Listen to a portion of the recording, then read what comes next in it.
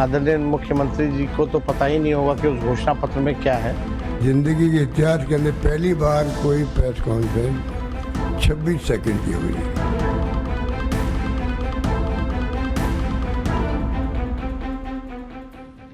तेजस्वी की 2.5 करोड़ सरकारी नौकरी वर्सेस मोदी नीतीश की 1 करोड़ नौकरी और रोजगार, पब्लिक को किस पे भरोसा, अब इसका चैप्टर। बिहार में चुनाव की लड़ाई अब सीधे उन वादों पर आ गई है जो जनता से किए जा रहे हैं। इंडी गठबंधन ने बड़े बड़े वादे करके माहौल बनाया था। अब नरेंद्र मोदी और नीतीश कुमार ने भी बिहार में अपना घोषणा पत्र सामने रख दिया। आज पटना में नरेंद्र मोदी और नीतीश कुमार की टीम ने एनडीए का मैनिफेस्टो जारी किया। इसमें पूरा एनडीए गठबंधन मौजूद था। पूरी तरह से एकजुटता दिखाई गई कि बिहार के लिए पूरा एनडीए एकजुट है। लेकिन नरेंद्र मोदी नीतीश कुमार के इस घोषणा पत्र में क्या क्या है, बिहार के लिए मोदी नीतीश ने क्या वादे किए कि इंडी वाले उछल पड़े। लालू राहुल तेजस्वी ने 2.5 करोड़ सरकारी नौकरी का वादा किया था, उसके जवाब में मोदी नीतीश ने क्या वादे किए हैं। सरकारी नौकरी के मुद्दे से युवा वोटर को साधने की बात हो, या फिर महिलाओं के खाते में पैसा डालकर महिला वोटर अपने पाले में करने की बात हो, या फिर किसानों की बात, या फिर अति पिछड़ा वर्ग के लिए नए वादों की बात। नए वादों के मामले में कौन किस पर भारी पड़ा है, आज आपको दिखाऊंगा। साथ ही यह भी बात होगी कि बिहार में वादों की इस जंग के बीच एक और जंग कैसे चल रही है। लेकिन पहले बिहार के लिए वादों पर मचे जबरदस्त घमासान का एक ट्रेलर देखिए।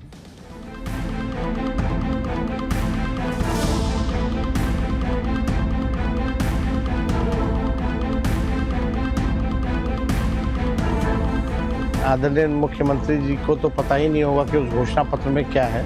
जिंदगी के इतिहास के अंदर पहली बार कोई प्रेस कॉन्फ्रेंस 26 सेकंड की हुई है।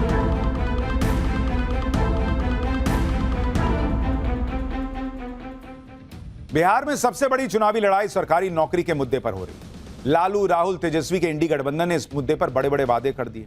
आज जब एनडीए का मैनिफेस्टो आया तो नौकरी के वादे पर उन्होंने क्या कहा, दोनों गठबंधनों के मैनिफेस्टो में सरकारी नौकरी को लेकर क्या क्या कहा गया, आपको कंपैरिजन दिखाता हूं। भाई, इंडी गठबंधन ने वादा किया है कि हर परिवार को सरकारी नौकरी मिलेगी, 20 दिन में इसका कानून बना देंगे, 20 महीने के अंदर नौकरी दे देंगे। एनडीए ने भी वादा किया कि 1 करोड़ से ज्यादा सरकारी नौकरी और रोजगार देंगे।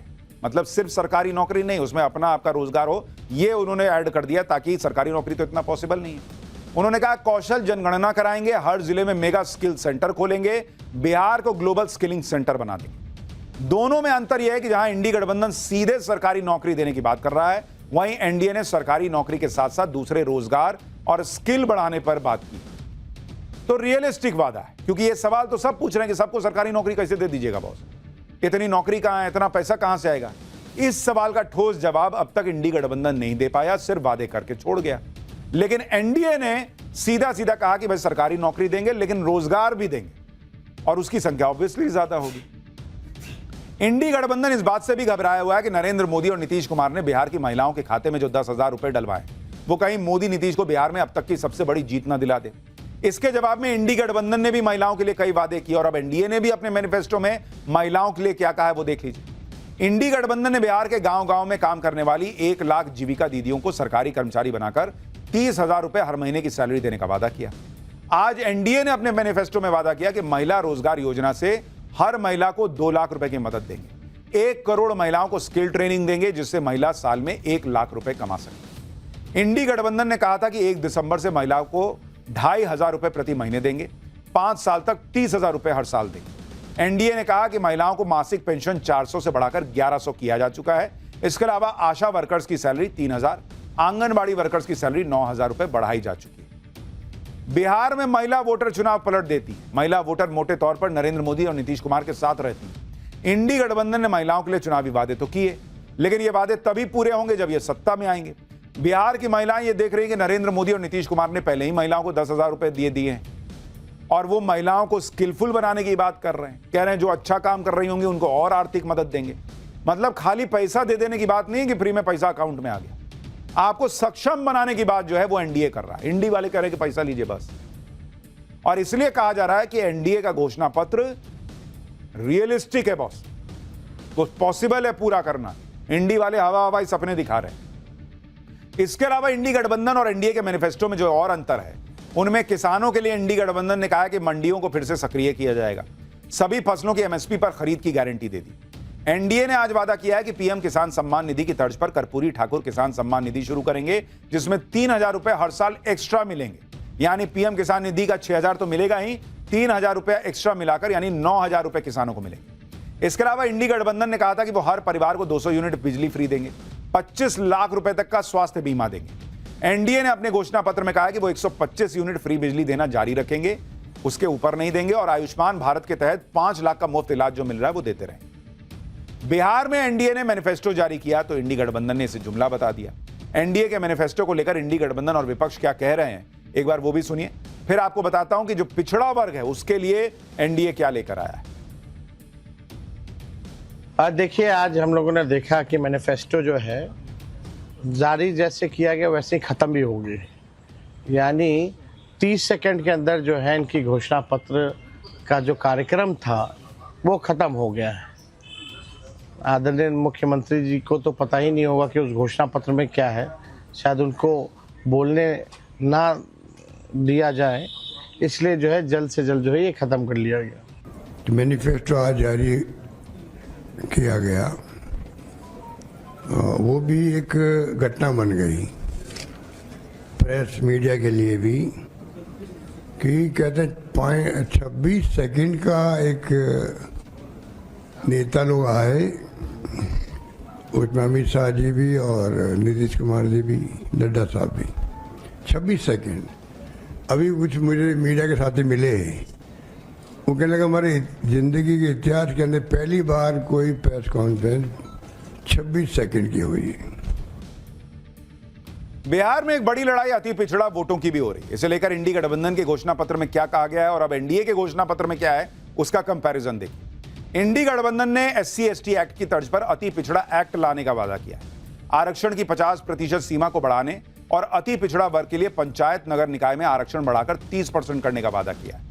एनडीए ने अपने घोषणा पत्र में कहा है कि वो सुप्रीम कोर्ट के रिटायर्ड जज की अध्यक्षता में उच्च स्तरीय कमेटी बनाएंगे जो अति पिछड़ा वर्ग की अलग अलग जातियों के सामाजिक और आर्थिक स्थिति का आकलन करके सुझाव देंगी और वो सुझाव सरकार लागू करेगी। एनडीए ने अति पिछड़ा वर्ग की अलग अलग जातियों की जो पारंपरिक व्यवसाय करती हैं उन्हें उनके व्यवसाय में 10 लाख रुपए तक की सहायता देने का भी वादा किया। अति पिछड़ा वोट नरेंद्र मोदी और नीतीश कुमार के साथ रहा है, लेकिन बिहार में इस बार अति पिछड़ा वोटों पर इंडी गठबंधन खेल करना चाह रहा है, इसलिए बड़ी लड़ाई अति पिछड़ा वोटों को लेकर हो रही है। बिहार की चुनावी राजनीति में मोस्ट बैकवर्ड यानी ईबीसी सबसे अहम फैक्टर है। बिना अति पिछड़ा समुदाय को साधे कोई भी बिहार में सत्ता तक नहीं पहुंच सकता। बिहार में ईबीसी की आबादी 36% है, जिसमें करीब 112 जातियां हैं। इनमें निषाद, मल्ला, केवट, बिंद, नोनिया, तेली, तमोली, बढ़ई, धानुक, लोहार, कुम्हार, नाई, शिल्पकार, ठठेरा, माली, चंद्रवंशी, हलवाई, कानू, दांगी, राजवंशी, गरेड़िया जैसी जातियां। आबादी के हिसाब से ये छोटी छोटी जातियां हैं, लेकिन दूसरे वोट बैंक के साथ जुड़कर बड़ी ताकत बन जाती हैं। इसलिए सभी पार्टियों की कोशिश अति पिछड़ा वोट पाने की रहती है। अति पिछड़ा वोट पर एनडीए की तगड़ी पकड़ रही है और नरेंद्र मोदी, नीतीश कुमार पर लगातार इस वर्ग ने भरोसा जताया। लेकिन इस बार अति पिछड़ा वोट के लिए ही इंडी गठबंधन ने अति पिछड़ा वर्ग के मछुआरा समुदाय से जुड़े हुए मुकेश सहनी को डिप्टी सीएम कैंडिडेट बनाया। वोटों के इस गणित के बीच यह भी देखना जरूरी है कि 2005 से अब तक बिहार में बदलाव तो बहुत हुए, लेकिन अभी बिहार में बहुत कुछ करना बाकी है। पहले आप ये देखिए कि 25 साल में क्या हुआ है। भाई, पहले बिजली हर जगह नहीं आती थी बिहार में। 2005 में 700 मेगावाट बिजली थी, जो आज की डेट में बिहार में 8700 मेगावाट हो चुकी है। गांव में सड़कें नहीं होती थी। 2005 में 8000 किलोमीटर पक्की सड़कें थी गांव में। आज की डेट में 1,20,000 किलोमीटर पक्की सड़कें इस गांव में। बिहार में 6 एक्सप्रेसवे बन रहे हैं। पटना को बिहार के सभी जिलों से 4 या 6 लेन की सड़कों से जोड़ा जा रहा है, जिससे 3 घंटे के अंदर कोई भी पटना पहुंच सके। गंगा पर 7 नए पुल बन चुके हैं। दूसरी नदियों पर पुल की संख्या दोगुनी हो गई है। पटना में मेट्रो शुरू हो गई है। गया जी, मुजफ्फरपुर, दरभंगा, भागलपुर में भी मेट्रो चलेगी। नरेंद्र मोदी और नीतीश कुमार के नेतृत्व में एनडीए ने वादा किया है कि बिहार को अगले 5 साल में बाढ़ मुक्त करना है। फ्लड मैनेजमेंट बोर्ड बनाएंगे। 2030 तक सभी जिलों में पाइप्ड नेचुरल गैस का नेटवर्क बिछाने का प्लान है, जिससे हर परिवार को आसान और सस्ता रसोई गैस कनेक्शन मिल सके। एनडीए का यह भी वादा है कि बिहार में केंद्र के सहयोग से Delhi, Patna, Kolkata bullet train corridor भी बनाया जाएगा। यानी एक तरफ ऐसे सपने हैं तो बिहार के लिए कड़वी हकीकत भी है कि अभी भी बिहार के सामने बहुत चुनौतियां हैं बॉस। आपको बिहार के कुछ आंकड़े दिखाता हूं। बिहार में करीब 40% लड़कियां ऐसी हैं जो कभी पढ़ाई के लिए स्कूल ही नहीं गई। इस मामले में 29 राज्यों में बिहार 28वें नंबर पर है, यानी सबसे पिछड़ा हुआ है। तो ये सवाल भी एनडीए से है कि ये अब 20 साल में क्यों नहीं कर पाए। बिहार में 20 से 24 साल की लड़कियों में 41% लड़कियां आज भी ऐसी हैं जिनकी शादी 18 साल से की उम्र से पहले हो गई। इस मामले में भी बिहार 29 राज्यों में 28वें नंबर पर है, यानी सबसे पिछड़ा। ये क्यों नहीं रोक पाए Nitish ji? Human development index में बिहार 27वें नंबर पर है, यानी सबसे नीचे। क्लास 9 से 10 के बीच ड्रॉप आउट रेट बिहार में 20% है, जो देश के 29 राज्यों में 27वें नंबर पर है, यानी यहां भी बिहार सबसे पिछड़ा है। हायर एजुकेशन में एनरोलमेंट का आंकड़ा बिहार में सिर्फ 17% है, जो देश के 29 राज्यों में 28वां नंबर है, यानी सबसे पिछड़ा। प्रति व्यक्ति आय के मामले में बिहार देश में सबसे पीछे है। बिहार में प्रति व्यक्ति आय वित्त वर्ष 2023-24 में 66,828 रुपए थी, जबकि देश में प्रति व्यक्ति आय का औसत 1,88,892 रुपए है। यानी बिहार में बहुत सारी चीजें पिछले 20 साल में बदली हैं।